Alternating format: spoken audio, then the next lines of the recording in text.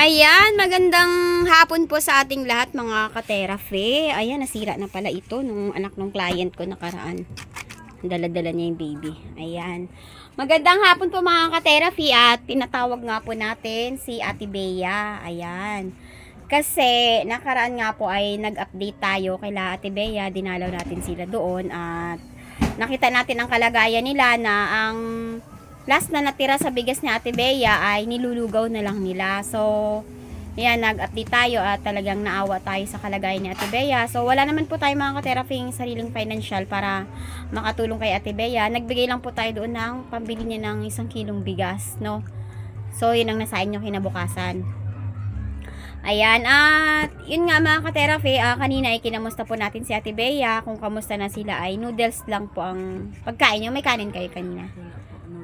Wala kayong kanin? Noodles lang? Paano itong bata? Ano naman, tiis lang naman din po sila. Kung ano lang po meron. Ibig sabihin yung noodles nyo walang kanin yon? Ilang noodles yon? 2 pirasong noodles tapos nagsalo-salo kayong lahat. At ayan nga po mga ka-therapy ay nakita nga po ng ating mahal na sponsor ang kalagayan ni Ate Bea at kahit siya po ay busy at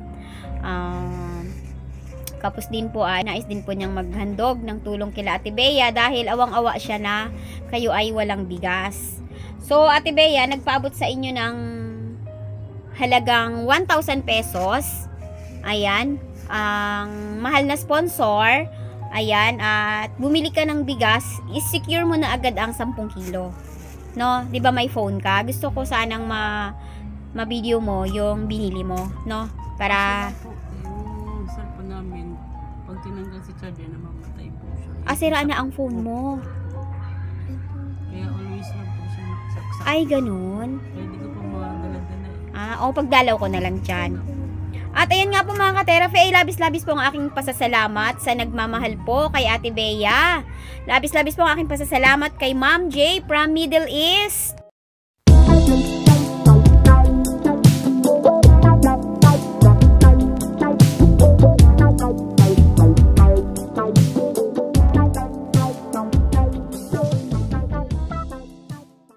Yan, maraming salamat po ma'am at kahit ikaw po ay malayo, nakikita niyo po ang kalagayan ni Ate Bea ay agaran po kayo naghandog ng halaga para kay Ate Bea. Bumili ka Ate Bea ng 10 kilong bigas, gatas ni baby, yung mahalaga. Tapos maggulay-gulay ka, no? Yung may nabibili naman na mura-murang gulay, no? Tapos diaper ni baby. Makasurvive lang kayo. Yan, maraming salamat po ma'am sa inyo pong ginintaang puso. Ito po ay napakalaking tulong kila Ate Bea. Lalo na po ngayon na wala pa siyang kakayahang maghanap buhay. At wala po talaga siyang ibang inaasahan. At nag-aaral pa si Pogi, no? At si Ganda. Kamusta mag-aral ng walang kain? Noodles lang. Kamusta? Sabado naman po ngayon, kaya wala po silang pasok. Wala kayong pasok ngayon. Ayan, at nagpapasalamat ako kay Ate Bea dahil kahit ganito ang kanilang kalagayan ay pina-enroll niya na ang 2 niyang anak, si Ganda at si Pogi, kaso wala pa ring birth certificate si Ganda. Kaya nanganganib pa rin na matapos ang year na to na wala ka namang birth certificate, paano mo siya matuturn over sa grade 1? Nakausap ko naman na po yung teacher nila. Oo. Dapat po ang palugit ko po talaga is September. Nakiusap po ako. Naintindihan naman po kalagayan ko. So, okay lang po na naibibigyan po namin kayo ng another palugit. Oo. Then, tawag dito, at yung, ano ba tinapal mo sa mukha mo? Maanghang po kasi siya kaya nakakabawas ano yan? po ng kirot. Yung herbal po na Herbal yan? Nabibili? Bigay lang po din to ng kapatid ko. Ayan, meron ako ditong binigay ng friend ko na cloves. Ito ay usong-usong ngayon. Ito ang gagawin mo rito. Bibigyan lang kita ng kaunti kasi nag-iinom ako nito dahil nga naawa yung friend ko dahil yung sugar ko nga kinokontrol ko dahil kailangan kong ma-fit yung aking medical. Herbal din po yan. Oo, herbal ito. Ang gagawin mo rito, ibababad mo sa tubig. Pwede mong inumin, pwede mong imumog. Oo. Parang mas maganda siyang ibabad sa normal water kasi parang pag sa mainit ko siya inaano, hindi siya masyadong hindi siya masyadong hindi siya masyadong ayan, bigyan natin mga ka-therapy ng cloves si ate, uy, kaunti lang dito ha, ang i-ano mo ha, kaunting-kaunti lang. Ayan, binigay ng aking best friend to, salamat kay ate Dina. Usong-uso yan ngayong cloves. Ang tatlong piraso nga lang yan eh, pang maghapon mo na eh. Pag ninuya, pwede mo rin siyang nguyain, kaya lang parang nagmamanhid siya sa bibig. Pero the best yan sa mga masasakit ang ngipin. So, pwede mo siyang imumog. Antibacterial siya. Kaya niyang patayin ng mga bacteria. Mga ka-therapy, comment po kayo kung alam niyo po itong cloves na kinalulukuhan ng marami ngayon dito sa Pilipinas dahil napakarami ng health benefits, no?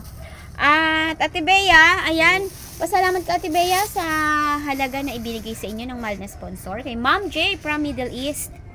Ma'am J, salamat po dito po sa biyayang bigay niyo po. May pambili na po kami ng pagkain tsaka paggatas at diaper ni baby. Maraming salamat po. Okay. At ikaw naman, ba't ang kasimangot ka? Ha?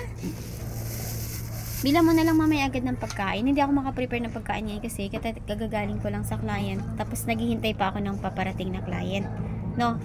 Tapos, tawag dito. Ayan, muli po ay labis-labis po ang aking pasasalamat sa mahal na sponsor ni Ate Bea.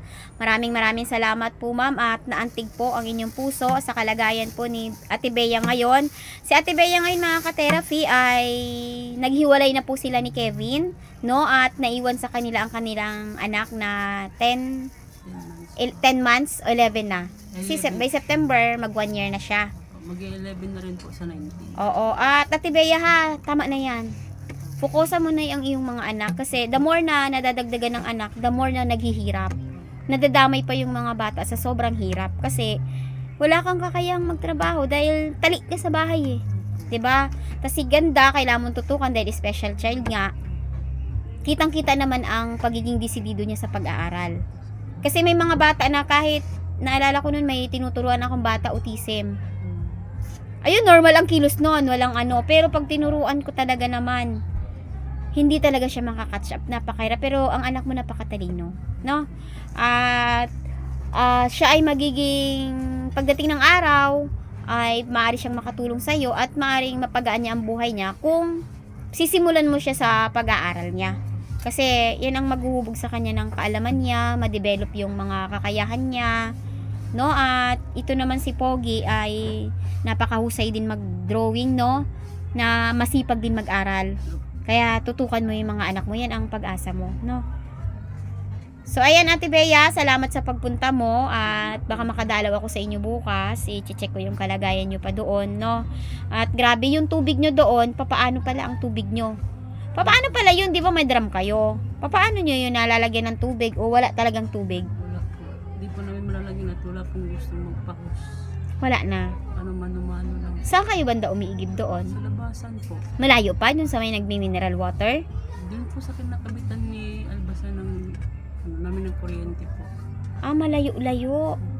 Kaya napakahirap ng kalagayan mo ngayon.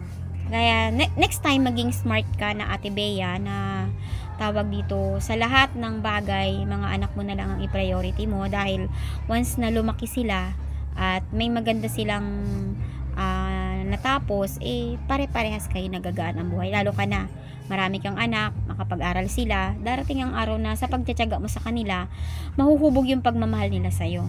No? Ayan. Maraming salamat po, Ma'am J. Okay. Okay, sige. Okay, ikaw, thank you ka din. Pogi-pogi pa naman itong anak mo, artistahin. Grabe talaga. Ayan, hanggang dito muna mga ka-therapy. Ang update natin kay Ate Bea. Si Ate Bea, ang bahay niya doon ay tawag dito, may kanal sa loob, no? At nanganganib sila sa ahas dahil ilang beses na sila nakakita ng ahas. Pero si Ate Bea ay matatag pa rin dahil nga andyan ang mga anak niya na kailangan siya.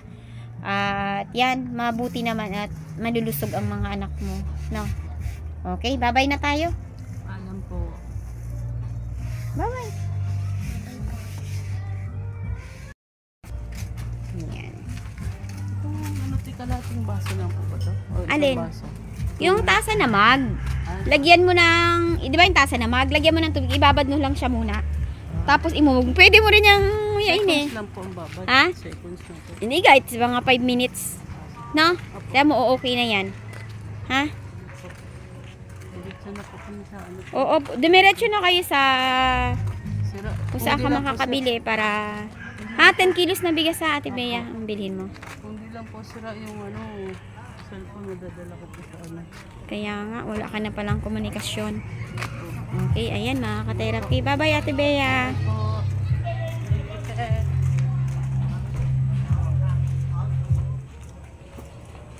A few minutes later. Saan ka ngayon nag-star? Wala pa. Saan nga nag-post kayo nakaraan sa Probinsyano? Probinsyano tsaka nasa Ano pangalan mo doon? GC Rivera. Wala pangalan eh. Bodyguard Ano na lang, ako doon. bodyguard ka doon. Tsaka sa GC Rivera Pero tumaba ka na. Ang laki na ng Sin tinan mo. of the Father, bago labas. Ayan mga ka-therapy, pasalamat tayo kay Adi.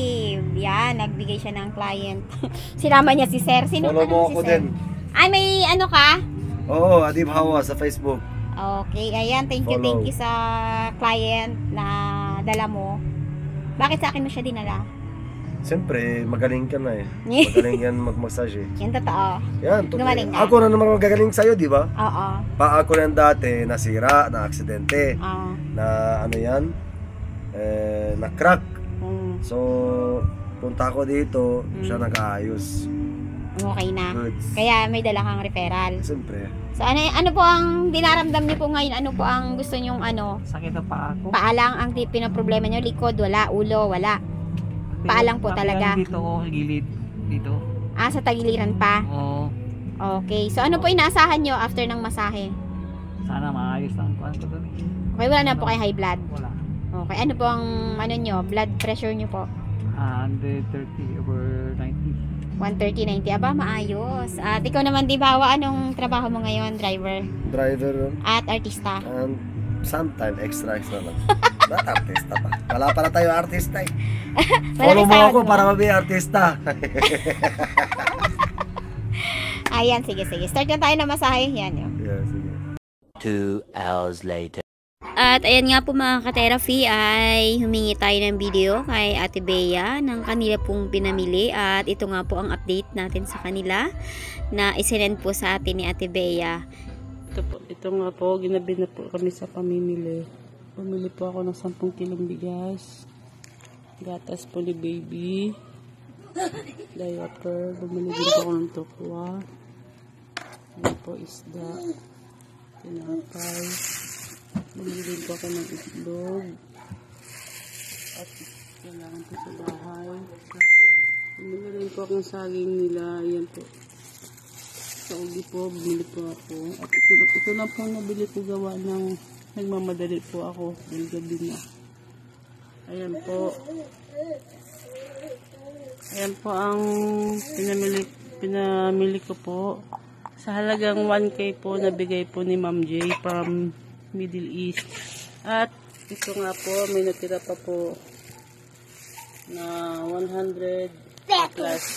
At may mga bariya po. Nagtira po ako gawa ng nag-iigib lang po kami. Dahil naputulan na po kami ng tubig, nag-iigib na po kami ngayon. At bibili din po ako ng sabon gawa ng maglalaba po ako ng pampasok po ng 2 bata. Ayan po.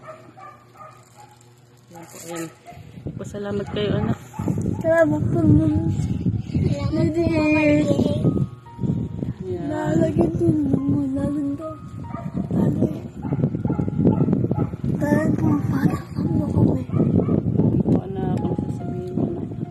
Salamat po, Mami Jane. Baby! Ayan. Baby. Ito si Erin. Diba yung Titan na pula si Erin? Ayan po. Ma'am J, maraming salamat po sa handog niyo po sa mga bata. Ayan po, ito po ang pinamili ko sa lahat ng binigay niyo po sa kanila. Maraming salamat po. Ayan. At ayan nga po ay napakalaking tulong po ito para kila Ate Bea at ganda, no, dahil nga po walang kakayahan si Ate Bea ngayon na maghanap buhay dahil maliliit pa nga po ang kanyang mga anak. Ma'am, maraming salamat po ma'am sa inyong ginintaong puso at ang mga batang ito nga po ay magkakaroon ng temporary na makakain po para po ma-survive po nila ang pangangailangan sa araw-araw. Maraming salamat po ma'am sa inyo pong ginintaong puso. Si God na po ang bahalang magbalik sa kabutihan po ng inyong puso, ma'am. Maraming salamat po. Ulit. Sa handog niyo po sa mga bata. Sa wakas ay makakakain na rin po sila ng maayos. Makakain po sila ng gulay. Ayan po. Isda. Ayan po. Ma'am J, maraming salamat po ulit sa bigay niyo po sa mga bata. Bigay niyo po sa mga bata. Ayan po. Bakit? Ayan po.